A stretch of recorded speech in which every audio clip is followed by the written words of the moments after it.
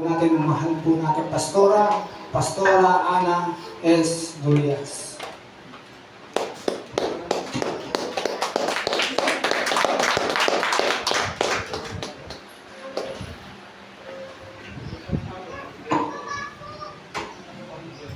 Sige po, manatili po tayo na nakatayo.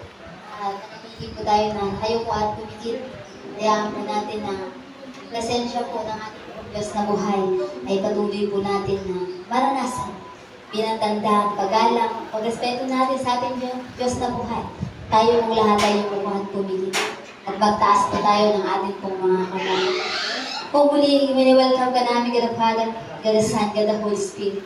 Thank you. At tunay nga po yung muli ay muli ka namin maranasan. Muli namin maranasan ang presensya mo sa oras at araw kong ito, Father God. Kaya hindi ba sa'yo wala matatapuan, kaligtasan at buhay walang hanggan. Gawin po natin panalangin ang awiting. Ikaw lamang ang kailangan, hindi mo ako iiwan mapagkailanman. Ang buhay man kahulugan, sa piling mo'y may kapayapaan. Wala nang iba sa puso ko't isipan, kundi ikaw lamang, Jesus, ang kailangan. Hindi ba sa'yo walang matatapuan, kaligtasan at buhay na walang hanggan. Ikaw lamang ang kailangan, hindi mo ako iiwan magpakailanman. Ang buhay man kahulugan, sa piling mo'y may kapayapaan. Wala nang iba sa puso ko't isipan,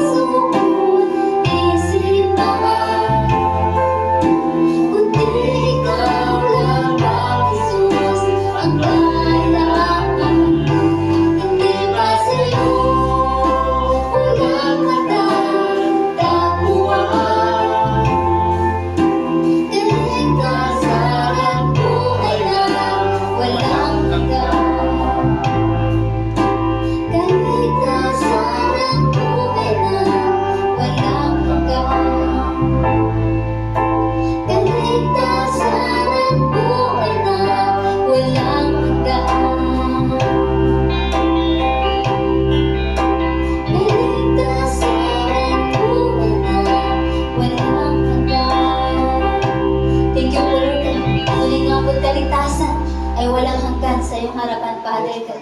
Kaya salamat po sa iyong kabutihan, tunay nga na kami mananatili, Father God, sa iyong harapan, O Diyos. Kaya salamat po, tunay nga kaligtasan ay patuloy namin mararanasan sa iyong harapan, Father God. Kaya salamat po sa kabutihan mo, sa buhay mo ng bawat isa po sa amin, Ama. Oh, hallelujah, Jesus. Sige po, patuloy po tayo na umawit po sa atin pong Diyos na buhay. Oh, hallelujah, Jesus. Patuloy natin paparangalan, pasalamatan ng Diyos sa kanyang pong kabutihan. Patuloy nga na walang labis, walang kulang ang kanyang pong kabutihan sa buhay po natin. Sobra salamat. Oh Diyos, salamat. Nananatili kang tapat, ibinigay mo ang lahat, kulang ang buhay mo.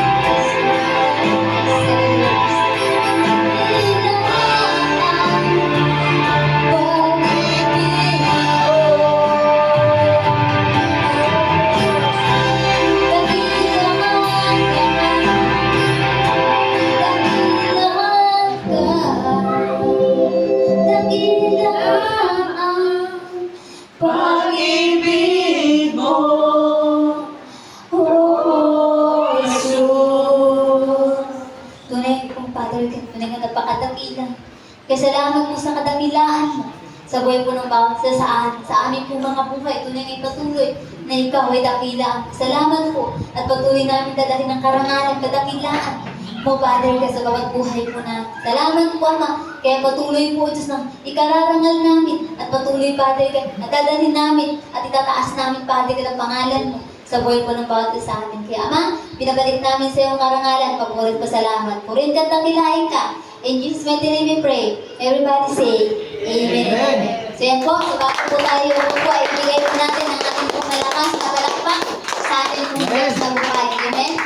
Tunay nga po muli ay nagpapasalamat po muli tayo sa ating pong Diyos na buhay. Amen. At tunay nga po ay napakadakila at napakabuti niya sa buhay po ng bawat isa po sa atin. Tunay nga na patuloy po natin na inaasahan at nararanasan ang kadakilaan at kabutihan po ng ating pong Diyos na buhay sa bawat buhay po natin sa araw-araw. Amen? Sa bawat paghinga po natin, sa bawat pagising po natin, ay dapat na po natin ito ipasalamat sa ating Diyos na buhay. Ito ay napakabuti na ginawa niya po sa ating pong mga buhay na tayo po'y gumising pa sa bawat araw ng ating pong mga buhay. Gumising tayo na tayo nagpapasalamat at nagpupuri sa ating pong Diyos na buhay. Amen? Kaya muli po sa umaga pong ito ay pag-aaralan po natin yung kahalagahan ng salitang pananalangin. Amen? Bakit nga po napakahalaga ng pananalangin? Amen? Kaya ngayon po natin malalaman kung bakit napakahalaga ng pananalangin. At tunay nga po ay pinabagatan po siya the 7 reasons why we should pray. Amen? 7 bagay kung bakit kailangan natin manalangin. Amen? Kaya tunay nga po na dapat po meron po tayong mga papel at ballpen, notebook, para po sinusulat po natin ito bilang reminder po sa atin upang sa gayon ay hindi po natin ito makakalimutan upang sa bawat situation na harapin, dadaanan natin ay ito po yung ating pong babasahin at ito po yung ating pong i-apply sa ating pong mga buhay. Amen? Upang sa gayon po kalagayan, dito po natin maalala, ito po yung nagpapalala sa atin na sa ganitong kalagayan ay may salitang panalangin. Amen? Kaya una po dyan, number 1, sabi niya po dito, prayer transforms us. Amen? Ang panalangin daw po ay nagtatransform, nagbabago sa atin pong lahat. Amen? Kaya sabi niya po dito sa Philippians, chapter 4, verse 6, sabi niya, huwag kayong mabalisa tungkol sa anumang bagay, sa halip, hingin ninyo sa Diyos ang lahat ng inyong kailangan sa pamamagitan ng pananalangin. May pasasalamat. Amen? Kaya sa anong pong kalagayan situation, huwag po tayong mabalisa. Huwag po sa hingin po natin dito na may kataimtim at apoy na pananalangin sa ating pong Diyos na buhay at may kasamang pasasalamat. Amen? Katulad na lamang po ng nangyari po nung nakalipas po na bagyo na dumanas po sa atin. Amen? Na tunay nga po ay sabi, ay babaha at lalakas ng ulan. Amen? Nadala ng kasama po madala po ng habagat. Amen? Sa ganun pong kalagayan ay dinaan po natin sa larangan po ng pananalangin. Amen? Kaya yun po, ginamit po natin yung taimtim at maapoy at may pasasalamat na pananalangin. Doon po natin po na ginamit yung salitang pananalangin. Amen? Kaya tunay nga po sa larangan po ng pananalangin ay hindi lang po siya basta nagtatransfer kundi ito'y nagbabago rin po sa atin. Amen. Tayong mga mananalangin, dapat tayo po yung unang nabago. Bago po yung iba. Dapat tayo po yung nauna. Lalo na kung tayo po ay naglilid ng prayer. Amen. Ganun po kahalaga yung kapag tayo po ay naglilid ng prayer. Kapag tayo po ay nagpipray na. Amen. Kaya dapat bitiin natin sa Lord yan na matuto tayo manalangin. Amen. Sabi niya po dito sa number 2, prayer connect us to God. Ang panalangin daw po natin ay, ang salitang pananalangin daw po ay close po natin sa Diyos, pakikipag-connect natin sa Lord. Amen? Pakikipaglapit natin sa Diyos. Bakit po? Kasi ang pananalangin po ay, pwede ka sa pamagitan po ng pananalangin ay para ka na rin po nakikipag-usap sa ating pong Diyos. Amen? Na nagnanalangin ka na, nagsasalita ka, na parang siya ay kaharap mo lamang. Ganun po yung pananalangin. Kaya sabi niya po dito sa Psalm chapter 145 verse 18, sabi niya, siya ay natinig at handang tumulong sa lahat ng tao sa sino mang taong pagtawag sa kanya ay tapat at totoo. Kaya siya daw po ay handa pong makinig at handa pong tumulong sa atin, sa sino mang tao na tatawag po sa kanya ng tapat at totoo. Kaya dapat kapag tumawag tayo sa Diyos, dapat ay mayroon tayong katapatan at totoo na makikita ng Diyos sa ating pong mga puso. Alam niyo po kasi sa larangan po ng pananalangin, ang susi po talaga ay puso. Hindi po ang bibig. Amen? Dahil itong bibig ginagamit lang po natin sa pagsasalita. Pero kahit anong gawin mong pagsasalita na manalangin ka ng manalangin, kung hindi mo gagamitin ang puso, useless po ang iyong pananalangin. Dahil dito po nakadepende ang Diyos sa puso po natin. Dahil sa ang puso natin kapag siya ay maalag, maapoy, at nag-desire na manalangin ka, matututo kang manalangin. Hindi ka pa man nanalangin, nakaupo ka pa lang, tumutulo na yung luha mo. Ganun po, kapag nag-decide ka na manalangin, na gusto mo talagang manalangin. Hindi mo kailangan magsalita, tutulo na lang yung luha mo. Alam niyo po, danas ko po yan. Sino po nakakaranas niyan? Na kapag nakaupo ka, bigla ka na lang umiiyak. Na hindi pa alam ba't ka ba napaiyak? Dahil po ay, nandoon po naranasan mo yung pag-comfort, pagdalaw sa iyo ng Lord na nilalagay ka niya sa kalagayan na sinasabihan ka niya, kinakausap ka niya, anak, manalangin ka.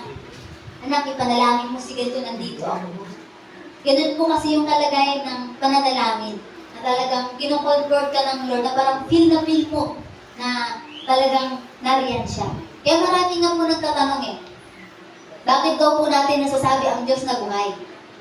Sabi ko, kasi nga po, naranasan natin siya.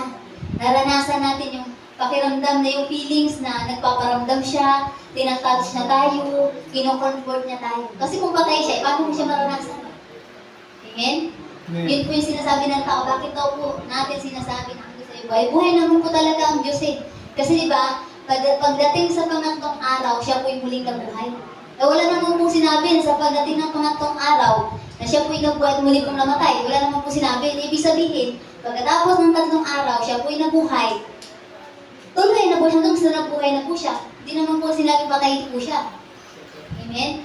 Kaya, yun po yung pagkagulumihanan ng lahat po ng mga tao na hindi nila naunawaan kung bakit sinasabi natin ang Diyos ay buhay. Dahil kung hindi po siya buhay, paano ka nasasagutin sa panalangin mo? Paano niya ipoprovide yung hinihingi mo kung patay pala siya? Siyempre, patay siya Amen? So, hindi siya sasagot kasi patay siya. Pero dahil sumasagot siya, ibig sabihin, siya ay buhay. Kaya siya yung Diyos buhay. Kaya yung sinasabi ko sa mga tao, kung patay pala ang ating Panginoon, bakit ka na nanalangin? Bakit ka humihingi? Siyempre, humihingi ka, hindi ka nabibigyan kasi patay nga siya Pero dahil buhay siya, sasagutin ka niya. Ibibigyan niya ang hinihingi mo kasi nga buhay siya. Doon niya pinapakita, pinapatunayan na buhay siya doon sa pagsagot niya sa atin pong mga panalangin, sa pagsagot niya sa atin pong mga hinihingi sa Kanya. Amen? Yun po yung kamangmangan po ng mga tao na hindi nila naunawaan. Kaya mapalad ka kung ikaw ay nakakilala sa Diyos. Meron kang napakalaking connection sa ating Diyos na buhay. Kaya para magkaroon ka ng connection sa ating Diyos na buhay, manalangin ka ng manalangin. Amen? Dahil sa larangan ng pananalangin, doon ka natin ipagkupit sa ating Diyos na buhay. Amen? Kaya sabi niya po dito sa 3, sabi niya, prayer give us opportunity to express our feelings to God. Amen? Ang panalangin daw po ay nagbibigay po ng opportunity upang iparamdam natin ang ating pong feelings para po sa ating Diyos na buhay. Amen? Kasi minsan nga po, kapag nananalangin po tayo, dumadaan po tayo sa kalagayan na yung para bang nagdidiman tayo sa Lord, yung bang parang yung salitang nagdadrama sa Lord. Amen? Na parang ang batang paslit na nagsusumbong, Lord, kailangan ko po ng ganito, Lord, nasaktan po ako ng ganito, Lord, ito po yung naranasan ko ng ganito, ganyan. Yun yung pakikipag-express po natin sa Diyos na pinadama rin po natin. Hindi lang po sa ganun, kundi yung pag-ibig natin sa Kanya, pinapadama po natin. Hindi lang po sa pamamagitan ng pagkikipag-usap, kundi sa pamamagitan po ng yan, pag-worship po natin, pagbabasa po ng Kanyang pong salita.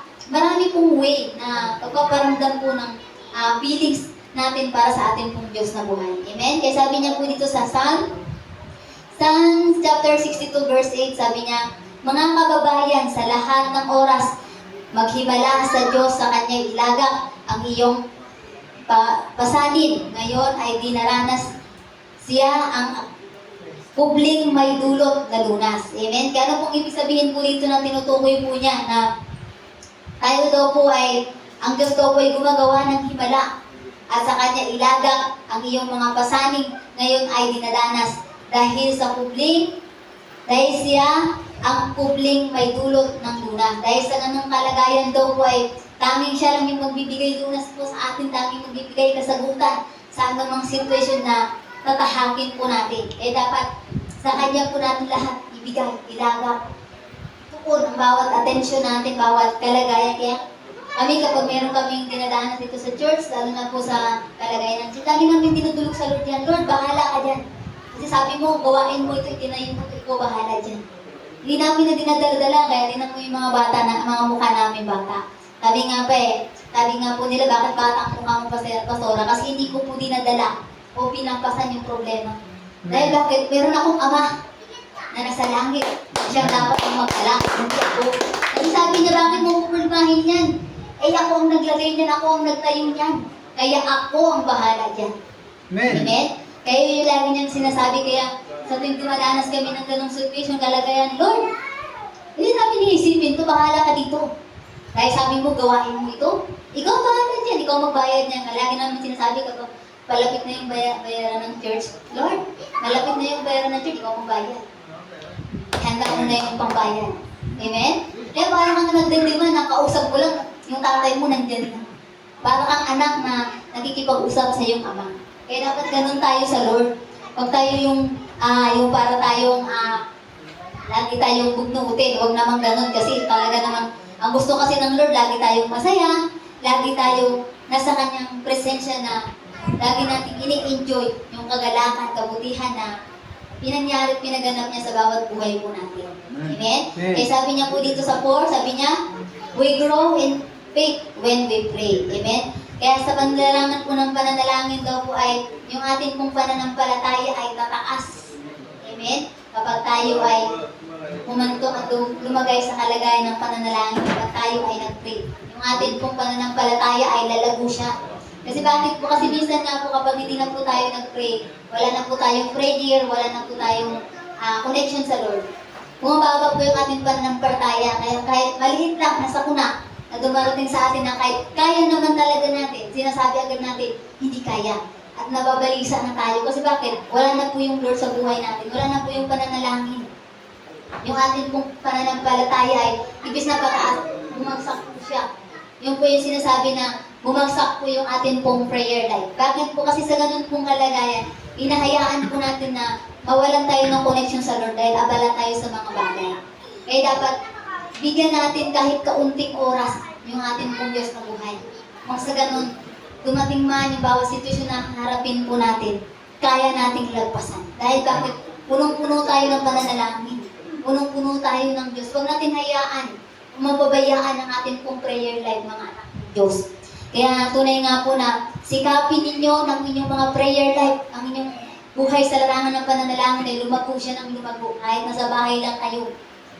Sikapin ninyong makapagpanalangin kayo. Amen? Dahil ang inyong relasyon sa Diyos, kayo lang ang makapagsabi. Kayo lang ang nakakaalam ng hindi kami.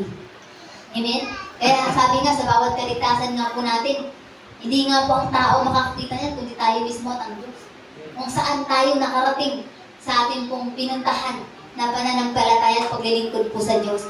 Kaya kahit kapag may kaunting suliranin, problema, agad-agad nating inilagay sa kalagayan na hindi ko to kaya, parang ang bigat nito, baka babagsak ako, baka kalagayan nito hindi ko makaya to, baka mamaya ganito na mangyayari dito, ganyan. Kasi bakit po? Kulang na po yung prayer life po natin. Bumagsak na po yung prayer life natin, nakalimot po tayo. Yung ating pong pananampalataya, paniniwala sa Diyos ay nasaan? Wala na. Kaya nga po, dumaranas po tayo ng mga sakuna o mga suliranin yung problema sa buhay. Alam niyo po ba kung bakit po pinaparanas ng Diyos? Dahil gusto pong makita ng Diyos kung saan na po kayo nakarating sa pagsunod niyo po sa Kanya. Amen. Kaya huwag po tayo magkaroon ng question na, bakit pinagpintulutan ito ng Diyos nakilala na ako sa Kanya, sumusunod naman ako, no. Kaya niya ginagawa iyan para malaman niya kung saan ka na nakarating sa pagsunod mo sa Kanya. Amen. Amen. Dahil bakit po? Dahil meron nga mong iba sa ganun pong kalagayan, na dumating sa ganung kalagayan, nakalimot siya sa Diyos. Kaya doon ngayon nakita ng Diyos, ito yung anak ko na sumusunod sa akin, naglilingkod sa akin, pero ganito ang kanyang paniniwala at pananampalataya, napakababa. Napakaliit na binigay ko na hamon, hindi niya napagtagumpayan. Bagkus ay naging kabigatan niya pa. Dahil bakit nakalimot siya sa akin? Katulad na lang po nung yung mga apostol na, di ba, tumawid sila sa dagat. Di ba, sa dagat, tapos lumaki yung alon. Tapos sinampas silang napakalakas ng hangin. Tapos yung Panginoong Hesus ay natutulog. Di ba, natutulog. Tapos ginising nila yung Panginoon at sinabi nila sila daw yung mamamatay. Pero gumising ang ating Panginoon. Ano sinabi ng ating Panginoon? Wala po siyang ibang sinabi. Ginanod niya lang po yung kamay niya, tumigil po yung paligid. Amen? At sinabi niya, nasa na inyong pananiwala? Nasa na? Nagtatanong ang Diyos, nasaan na ang inyong paniniwala? Nasa na ang inyong pananampalataya? Sabi niya. Amen? Kaya ako, kapag nakita ko na kumukilim-lim na, mamaya ulan na yan, sabi ko, Lord, hindi ulan yan. Amen. Yan laging ginagawa ko eh. Kasi bakit? Naniniwala ako na itong ating mga kamay, itong ating mga salita, ay mayroon pong power. May power po yan. Amen. Amen? Naniwala po kayo nung 7 years na paglilingkod po natin sa Lord, nakalipas 7 years, ay nagawa po natin patigilan po ako. Amen. Kalarangan po ng pananalangin, pagsunod natin sa ating Diyos na buhay. Inutusan ko po ang ulan. Nasa Manila po ako noon, that time, kasama ko po yung aking dati pong pastor. Inutusan ko po yung ulan kasi nakamotor po kami, ulan po siya eh. Umaambon na nga siya eh, umaambon, palakas na siya. Alam sinabi ko, inaas ko lang ng aking kamay. Sabi ko, Lord, ginagamitan ko ng aking power authority na binigay mo sa akin. Inuutusan ko ang ulan na yan, titigil yan. Kaya sabi ko, ikaw ulan, tumigil ka sa pangalan ng aking Panginoon. Alam niyo po, nakarating kami sa pinupuntahan namin, tumigil nga po talaga yung ulan. Hindi po siya umulan. Amen? Bakit po pinapahintulot po ng Lord? Kasi nakita ng Diyos na ganoon po kataas ang iyong pananampalataya. Na nakita niya na sa ganoon po palang kalagayan, na sa ganoong situation, nakita ng Diyos na ginamit ng kanyang mga anak yung authority na kanya pong binigay. Bawat isa po sa atin mayroong authority. Ang kailangan lang po natin ay matutunan kung paano gamitin. Amen.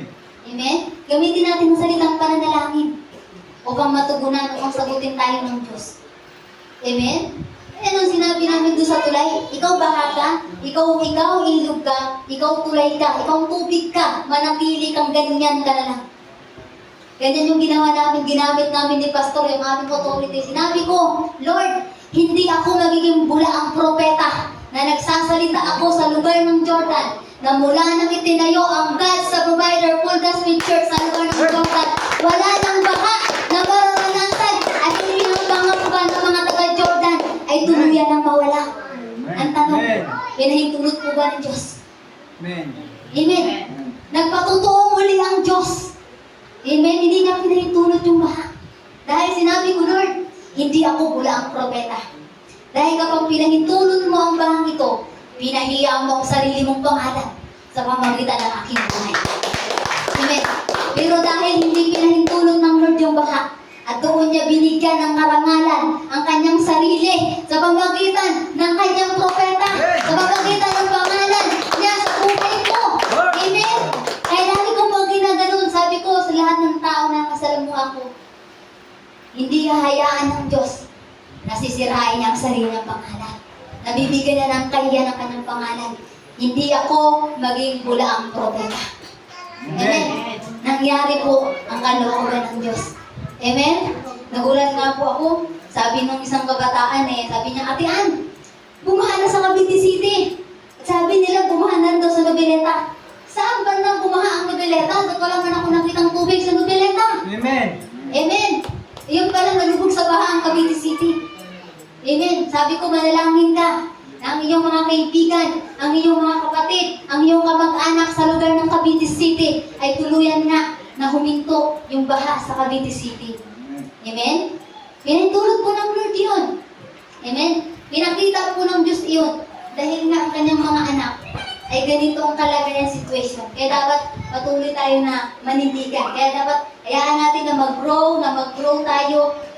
Sa larangan po ng panalangin, yung ating panampalataya ay lalo siyang lumaki. Kaya sabi niya po dito, sa Hebreo, chapter 11, verse 6, sabi niya, hindi maaaring kalugdan ng Diyos ang walang pananampalataya sa Kanya sapagkat ang sinumang lumapit sa Diyos ay dapat sumampalataya ang may Diyos at siya ang nagbibigay ng gantimpala sa mga humahanap sa Kanya. Amen? Amen. Kaya tunay nga po na tinutukoy po ng Diyos ito na hindi niya kakalugdan ang mga taong walang pananampalataya. Kaya kapag wala kang pananampalataya, kahit anong salita mo dyan, para ka lang busina na umalingaw dyan na nakakasakit lang sa ulo, pero wala kang pakinabang. Amen? Kaya hindi ka niya kakalugdan, kaya dapat lalo kang lumapit sa Kanya, lalo kang magbigay ng kalagayan na lalo mong ipanalangin na lumaki ang iyong pananampalataya. Kung sa gayon ay bibigyan ka niya ng gantimpala dahil hinahanap mo ang Diyos sa buhay mo. Amen? Kaya dapat manampalataya tayo. Kaya sa bawat araw na manalangin tayo, Lord, nananalangin ako sa iyo ngayon, yung aking pananampalataya, yung aking faith, ay itaas mo ng itaas. Dahil kahit isa lamang akong kabataan, isa lamang akong pastit, kapag ako ay nananalangin, ay sasagutin mo ako. Dapat ganun yung panalangin natin sa ating mga sarili.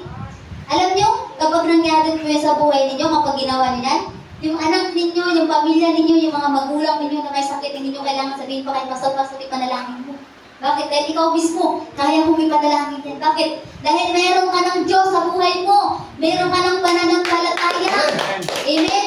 Ganun din yung pananampalataya mo. Ikaw mismo mananalangin. Amen? Maliban na lang kung mababa ang pananampalataya mo. Tatawag ka, pastor, ipanalangin mo ang aking magulang. Kasi ganito ang nangyayari. Alam niyo po, hindi naman po sa ako. Kapag may nangyayari po sa pamilya ko, minsan po hindi ko po sinasabi kay pastor yan. Ako na lang po yung nagpipray. Ako na lang po yung nagpipray sa kanila. Pero kapag dumating po ako sa kalagayan na yung heart ko po, yung kalagayan ko po na matamlay po yung aking spirit, yung meron po akong pinagdadaanan, meron po akong naramdaman na hindi ko po talaga kaya i-handle, doon po ako humihingi ng tulong. Doon po ako nagsasabi kay pastor, ipag-pray mo naman yung pamilya ko na ganito, ipag-pray mo siya. Doon po ko humingi. Bakit? Kasi alam ko sa sarili ko, hindi ko kaya. At alam ko, may problema ako. Amen? Kaya napakahalaga po ang salitang pag-amin. Amen? Na kahit hindi mo na kaya, dapat minsan nagsasabi ka rin, Lord, hindi ko kaya. Dahil alam ko, hindi kita kasama. Pero pag kasama kita, alam kong kaya ko. Kaya samahan mo ako upang makayanan ko ang pagsubok na dinanas ko ito. Amen? Kaya sa ganun yung kalagayan, mapagtagumpayan mo yan. Kasi nandyan ka sa ganung kalagayan, nakita mo na, heto pala ako. Kaya ko pala dahil kasama ko yung Diyos ko na humirang sa akin. Amen?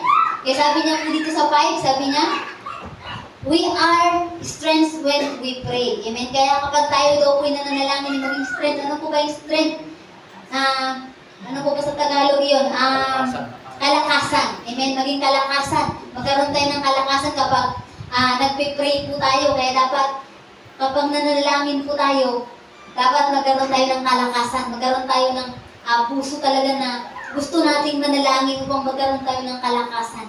Kasi kalakasan po natin ang salita kung pananalangin. Kasi kapag hindi po kasi tayo nakakapag-pray, minsan nangihina po tayo Nangihina po yung spirit po natin. Bakit po nangihina, pastor, yung spirit? Kasi nga po, hindi mo na naman nakakanilig ng Lord. Hindi ka na naman nakapag-pray. Hindi ka na naman nakapagsabi sa Lord. Hindi mo na naman nasasabi yung dapat mong sabihin sa Lord.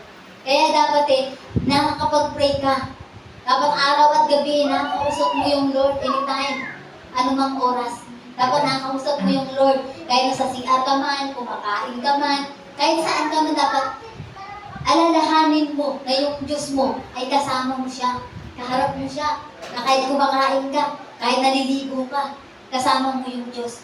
Eh, minsan nga pag naliligo pa ako kapag naliligo ako, sinasabi ko pa Lord, samahan mo ako, maliligo ako. Siyempre, bakit po? Dahil kahit naliligo ka, hindi mo masasabi may aksidente. Kasi ang aksidente, hindi mo masasabi, lagi siya nandyan. Lagi siyang nakaamba. Lagi mo kasama ang Lord. Pag lagi mo kasama ang Lord, kahit anong amba niya, walang mangyayari. Kasi bakit? Protektado ka ng Lord. Amen. Amen? Kaya sabi niya po dito sa Mateo chapter 26 verse 41, sabi niya, magbantay kayo at manalangin upang huwag kayong madaig ng tukso. Ang espiritu na ay nakahanda, ngunit ang laman ay mahina. Amen? Kaya yung laman daw po natin ay mahina, pero yung espiritu po natin ay lagi pong nakahanda kapag tayo po'y nananalangin. Dahil ito pong laman talaga natin, mahina po siya.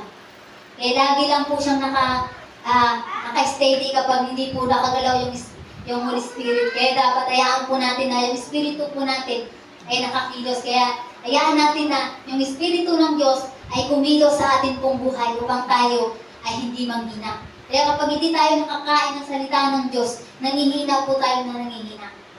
Amen? Kaya yun nga po yung sinasabi namin ni Pastor doon sa kapatiran po natin na nakasalubong po namin nung nakalipas doon po sa A8 na namimili po ng gamit ng kanyang anak na magkapatid po, na sinabi namin na kapag hindi ka na nakakain ng salita ng Diyos, ay nangihina ang laman at ang espiritu mo. Kaya dapat lagi kang kumakain ng salita mo upang magkaroon ka ng kalakasan. Kaya manalangin daw po tayo upang hindi madaig at hindi matukso ng kaaway. Kaya dapat gawin natin parati ang manalangin ng manalangin sa bawat gagawin natin. Kung sa ganyan nakahanda po tayo kapag meron pong temptation si Satan, dahil minsan yung temptation ni Satan di natin kinakaya kasi minsan ang temptation niya talagang tinututor na yung utak mo. Kaya minsan hindi mo makayanan. Kaya para makayanan mo yun anytime na umatake siya, handa ka. Kaya kapag umatake siya, para ka na lang sa kanya kasi nakahanda ka. Alam mo na nandiyan yung Diyos na lagi kang nakahanda na harapin si Satan kung ano man yung kanyang gagawin. Dahil kapag ikaw ay handa, hindi ka niya mapipinsala kasi handa ka. Bagpus ay katatakutan ka niya kasi alam niya, kasama mo parati ang Diyos at ikaw ay handa.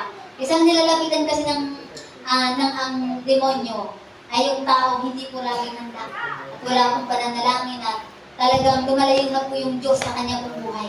Dahil nga po, nagkulang na po siya. Amen, yun yung gusto ni Satan. Lalo na yung mga abala sa paglalaro, abala sa ganitong gawain, abala sa ganun, abala. Nakalimot sa dapat gagawin niya na para sa kanyang Diyos, nakalimot siya, kaya ang nangyayari ayun, pinupuntahan siya ngayon ni Satan kasi nga, sa ganung kalagayan nadadala siya kasi nga, abala siya, busy, hindi niya nabibigyan ng time ang kanya pong kalagayan, situation na umaharap sa ganung kalagayan. Kaya sabi niya po dito sa 6, sabi niya po dito, prayer help us to know His will for us. Amen? Ibig sabihin po, ang salita ng panalangin ay makakatulong upang malaman po natin yung will ng Lord sa atin pong mga buhay. Kaya manalangin po tayo upang malaman po natin yung gusto ng Diyos na gawin po natin sa atin pong mga buhay. Amen? Kaya sabi niya po dito sa Mateo chapter 26, verse 39, sabi niya, lumayo siya ng kaunti, nagpatira pa siya at nanalangin, Ama ko, kung maaari po ilayo ninyo sa akin ang kupang ito ng paghihirap, ngunit hindi po ang kalooban ko, kundi ang kalooban ninyo ang siyang mangyari. Amen? Kaya sinasabi ng Diyos na, tunay nga po na ang kalooban niya yung parati pong mangyayari sa ating pong mga buhay. At tunay nga po na sa bawat paghihirap na dinadanas po, na mararanasan po natin ay tunay nga na ipanalangin natin sa Diyos na ito, ilayo niya sa atin. At kung hindi man ay yung mapagtagumpayan natin sa ganong kalagayan, kung tayo ay maging victorious kapag tumantong tayo sa ganong kalagayan at parati natin gagawin sa ganong sitwasyon na kalagayan kapag nanalangin po tayo, parating yung kalooban ng sa parati natin ipanalangin na siya pong mangyari po sa ating buhay. Kasi minsan po nangyayari yung kalooban na po natin yung pinapanalangin natin na mangyari. Hindi na po yung kalooban ng Lord. Kaya kapag kalooban natin, yung gusto nating mangyari, ang dulo po nun ay kapahamakan. Hindi ka po magtatagumpay kasi yung kalooban mo na yung nangyari, hindi na yung kalooban ng Diyos. Kaya kapag kalooban ng Diyos ang pinili mong latastahakin, pagdating mo sa dulo na tinatahak mo, ay victorious ka. Dahil yung kalooban ng Diyos ang hinayaan mong mangyari sa buhay. Kaya parati po tayo na magpasakop po sa ating Diyos na buhay. Napakasarap po na magpasako po sa ating Diyos na buhay. Kaya sabi nga po nila, Pastora, paano po magpasako po sa ating Diyos? Hindi naman namin siya nakikita at naririnig. Ito po yun. Yung pagpapasakop po ninyo sa amin bilang leader ninyo, isa rin po siyang simbolo ng pagpapasakop ninyo sa ating pong Diyos na buhay. Amen. Dahil sabi nga niya, ang aking salita at ako ay isa. Kaya kami ay kanyang mga sugo. Kaya sa ganun pong kalagayan, lahat ng aming pong sinasabi ay nanggagaling po sa kanya. Kaya tunay nga po na magpasakop po tayo sa ating pong mga leader. Dahil dito po natin ipapakita na tayo po yung nagpapasakop sa ating Diyos na buhay. Dahil kapag hindi tayo nagpapasakop sa kanila, hindi rin po tayo nagpapasakop sa ating Diyos na buhay. Dahil ito po yung training po sa atin. Ang pagpapasakop po sa ating mga leader. Bata man ito sa inyo, matanda man ito sa inyo. Always po tayo magpapasakop. Magkaroon po tayo palagi ng respeto sa ating po kapwa, bata man o matanda. Amen? Kaya sabi niya po dito sa 7, sabi niya, we pray because we love God. Kaya daw po tayo nananalangin dahil mahal daw po natin ang Diyos. Amen? Kaya sa larangan po ng pananalangin ay pinapakita natin na ang pagmamahal natin sa ating Diyos na buhay, kaya tayo ay nananalangin. Kaya sa ganun pong kalagayan ay ipakita po natin ito sa ating Lord ng pag-express po natin ng pagmamahal po natin sa Kanya. Amen? Upang maranasan din po natin yung pagmamahal niya para po sa atin. Sabi niya po dito sa 1 John chapter 4 verse 19, sabi niya, tayo ay umibig sapagkat ang Diyos ang unang umibig sa atin. Amen? Kaya daw po tayo natutong umibig dahil nauna po ang Diyos na umibig po sa atin. Kaya dapat ay magkaroon po tayo ng pag-ibig sa bawat kapwa po natin, sa bawat gagawin po natin na kalagayan. Kaya dumako naman po tayo doon sa 7 prayers to pray over your home. Yung 7 prayer naman po patungkol po sa ating pong tahanan. Amen? Especially sa mga may mga tahanan. Amen? Pamilya, ganun po. Kaya dapat matuto po tayo kung paano nga po ba manalangin sa loob po ng tahanan. Amen? Kaya sabi niya po dito, sabi niya po dito, prayer for guidance. Amen? Panalangin daw po parang i-guide daw po tayo, ingatan po tayo ng Diyos. Amen? Kaya sabi niya po dito, kapag nanalangin po tayo sa loob ng tahanan, dapat daw po yung ipanalangin po natin na ingatan tayo ng Diyos, guide tayo ng Diyos sa loob po ng ating pong tahanan. Amen? Kaya sabi niya po dito sa Proverbs chapter 3, verse 5 and 6, sabi niya, kay Yahweh ka magtiwala buong puso at lubusan, at huwag kang manangan sa sariling karunungan. Sa lahat ng iyong gawain, siya nga ay alalahanin upang ikaw ay patubayan sa iyong mga tatahakin. Amen? Kaya tunay nga po kay Yahweh daw po natin ibigay ng buong puso ang buong po natin pagtitiwala, lubusan at huwag kang manangan sa sarili mo karunungan. Huwag tayo magtitiwala sa sarili nating kakayahan, karunungan. Dapat sa Diyos natin ipagkatiwala ang lahat po ng bagay. At lahat ng iyong gagawin, siya nga ay alalahanin. Kaya sa lahat po ng gagawin po natin, ay alalahanin po natin ang Diyos upang tayo po'y kanyang patubayan at gabayan sa bawat tatahakin po natin. Amen? Kaya sabi niya po dito sa number 2, sabi niya, prayer for healing. Amen? Panalangin daw po ng healing. Amen? Kaya tunay nga po kapag meron kang dinaramdam, meron kang kalagayan na nilalagnat ka man o anong sakit na meron ka, ipanalangin mo yun. Amen? Sabi niya po dito sa Isaiah chapter 53 verse 5, sabi niya, ngunit dahil sa ating mga kasalanan, kaya siya ay nasugatan, siya ay binugbog, dahil sa ating kasamaan tayo ay bumaling dahil sa paghirap na dinanas niya at sa mga hampas na kanyang tinanggap. Amen? Kaya sa ganun pong kalagayan, tunay nga po na bago pa man nangyari ang mga ganitong kalagayan ay matagal na po itong binayaran po ng ating pong Diyos na buhay sa krus po ng Calvario 2,000 years ago. Na tunay nga po kapag tayo may mga sakit karamdaman, ay matagal na niya po tayo pinagaling. Kaya ang dapat na lang po natin gawin upang atin pong maranasan, claim it and enjoy it. Tunay nga po na ipanalangin natin, Lord, kami po'y magaling na dahil sa iyong mga sugat noon pa man. Kaya salamat po sa kagalingan. Kaya ito po yung lagi natin ipanalangin. Amen? Kaya sa ganung kalagayan talagang napakabuti ng Diyos sa bawat buhay po natin. Sipin mo sa kanyang mga hampas, sa kanyang mga sugat, sa kanyang mga dinanas. Tunay nga po na tayo po ay kanya pong pinagaling. Hindi lang po yun, pati yung ating pong mga kasalanan. Tunay nga po ay tinanggal po ito ng Diyos at binigyan niya po ito ng kapatawaran. Tinubos niya po ito sa krus ng Kalbaryo. Kaya dapat sa ganong kalagayan, magbalik tanaw tayo sa ating Diyos na buhay na tunay na bilang pasasalamat po natin sa ating Diyos na buhay. Kaya pahalagahan po natin ang bawat gawain na meron po yung ating Diyos. Sikapin natin na makarating tayo sa bawat pagpunta natin sa pagsamba po sa ating pong Diyos na buhay.